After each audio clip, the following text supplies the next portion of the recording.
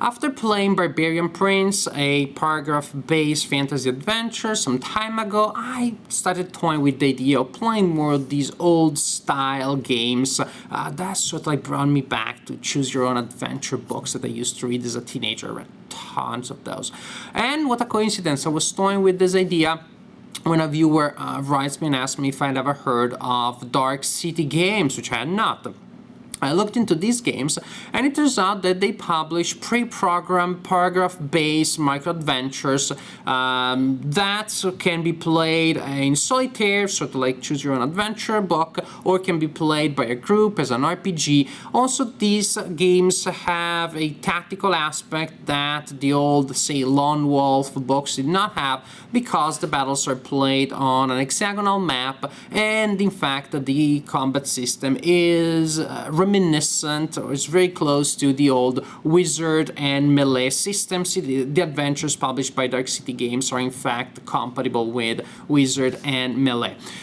So it seemed good, recapturing the feel of Choose Your Adventure books, at the same time having more tactical complexity, more of a wargame feel. It seemed pretty promising, even more so when I find out that the Dark City Games has some free material that you can just download from their website, you print and you play. So I downloaded and printed the rulebook and one of the free adventures, Orcs of the High Mountains. Dark City Games has several systems, one for fantasy and ancient times. The system is called Legends of the Ancient World. Then there's a system for the Old West and a system for sci-fi, but it started from fantasy.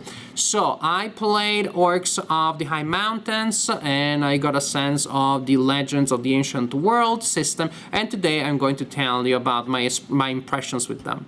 In this system, you will use characters that have three basic attributes: strength, dexterity, and intelligence.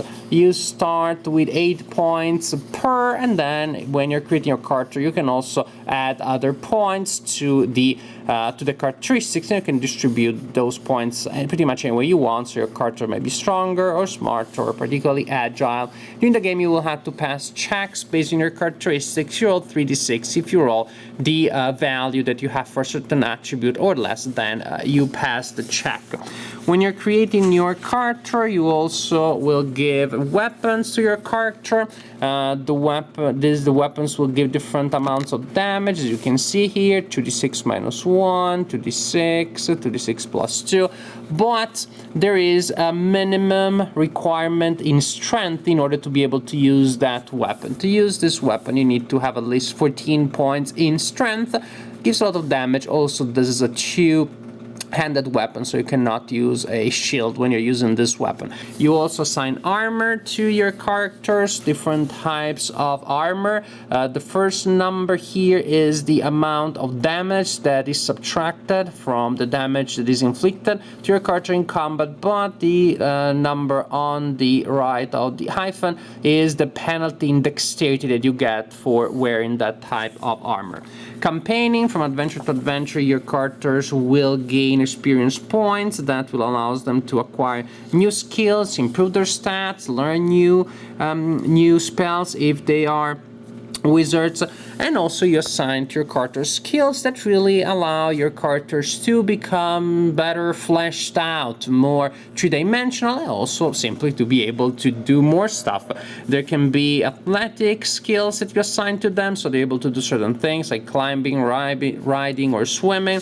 Combat skills that makes them better to use certain weapons, and you can use the bonus for that weapon to hit. So basically you add it as a bonus to your dexterity or as a bonus to the damage it inflict, but you have to decide before you attack.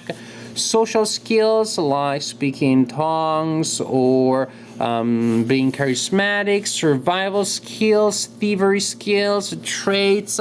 Very important one is medic, because it allows you to heal characters after combat. And Wizards also can get spells. They get them from this spell book. There are a lot of different spells that you can choose from. You can only choose spells that have a level of difficulty up to your level of intelligence. And spells are pretty much skills that you use during combat or in other situations. But spells cost fatigue. Each spell has a cost in fatigue. You keep track of the points of fatigue that your characters is accumulating as the character uses spells. If the total of damage that you received in combat plus points of fatigue is equal to your strength, then the character passes out. The character is incapacitated. Fatigue doesn't count against death, but it does count against incapacitation, so that can be pretty bad.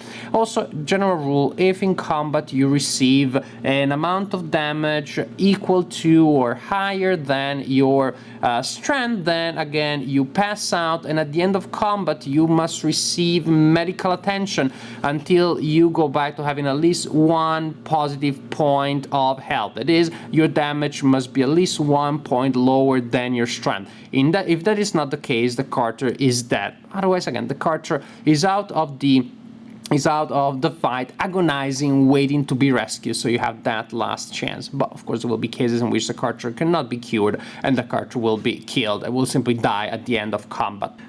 When you are instructed to do so by the adventure book, you will have to fight duels, to fight battles. You will use this map here. There's only one map, but these letters here will signify different things from battle to battle. So maybe in a battle you will have your heroes starting in the spaces indicated with the letter A. My heroes are represented by Munchkin Babes, so it is an all-girl team, and maybe the opponents will be in Zone C. Now, as opponents, I'm using these disco meeples here. Very good, because I can color code them and say, okay, this is the goblin, this is the troll, this is the warrior, this is the wizard, this is the thief. So you will have the initial placement of the characters on the board, and then you will have explanation about the letters, which may mean nothing. It may just be open terrain, or for example, you may have a battle in which every hex with a letter is difficult terrain that blocks, that slows down movement. Maybe you will have a battle where your characters are entering from that area, the opponents are here, and maybe there are terrain features, for example, things that block movement and block line of sight, so the opponent may use those hexes to shield themselves. You have to maneuver around them, and the opponents also will have certain pre-programmed courses of actions. For example, some opponents will use range weapons, so you will have the opponents trying to stay away from your hero. Some other ones may use ranged and then go for melee. So even though you only have one map, that map will be able to create a variety of different situations from battle to battle. In a combat, you will have a series of combat rounds. Each round you roll for initiative. The initiative may belong to your party or to the party of the opponents. When it is your turn, a character can move up to the character's movement allowance, which is half of the character's dexterity rounded down, and after moving, the character can execute an action. The character may attack using melee, may attack using a range attack. The character may use a spell, for example. When you are attacking in melee or with range attacks, you simply check against your dexterity. You roll 3d6. If you roll your dexterity or less, then it is a hit. Then you roll again to inflict damage, depending on the amount of damage that your weapon can inflict. You reduce that damage by the armor of the target, and you subtract that damage from the total of the opponent. Or better, you add that to the damage of the opponent, and when the damage of the opponent reaches the strength of the opponent, then the opponent is out of the fight. And there are other actions. For example, you may enter the space of the opponent to try to attack the opponent in very close combat. It is a dangerous maneuver because the opponent gets to counterattack before, but it may pay off in some cases. Also, if you are attacking with melee and you are hitting, before you roll for damage, the opponent has the option of dodging. If the opponent decides to do so, then the opponent gives up his next turn. Basically, the opponent is using the next turn to dodge.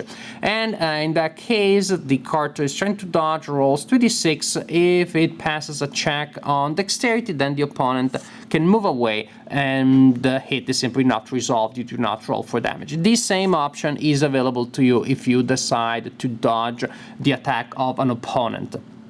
The system is very light, very simple, but because of this, you can play it with non-gamers. So this could be the first RPG ever played by a person. I think the person would not have any particular problem picking up the game. The basic stats are so simple, yet you can then add enough skills and spells and other things and abilities to flesh out your characters more, to give your characters more individuality. The game can still develop enough flavor to feel thematic. It is not a super huge flavorful game, one that has hundreds of pages of background and every little detail of the fantasy world, but on the other hand, the advantage is that it is very accessible, and if you're willing to use the power of imagination just a little bit, the theme can definitely be delivered through the mechanics of the game.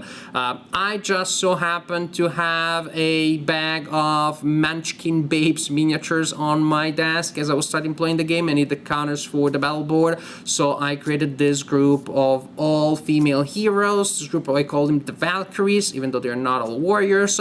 And even just by this and by then giving them stats, they started feeling much more alive than I would expect from such basic stats and such a basic profile that each character has. And now, in fact, I want to see my Valkyries going through more adventures, gain experience, and I want to see the story develop. The theme can definitely be there, again, if you're willing to make it work a little bit. Speaking about making things work, there may be cases in which the rulebook or the adventure seems to leave things unexplained or underexplained. Then if you're willing to house rule things a little bit, to modify things a little bit, that is perfectly possible, actually, precisely because of the initial simplicity of the core rules. You can stretch it and modify it very easily. It is a system that you can do several things with without feeling that you're betraying the system completely. Again, I think that there is a certain elasticity in the system that you can use to your advantage. The adventure is fun to play.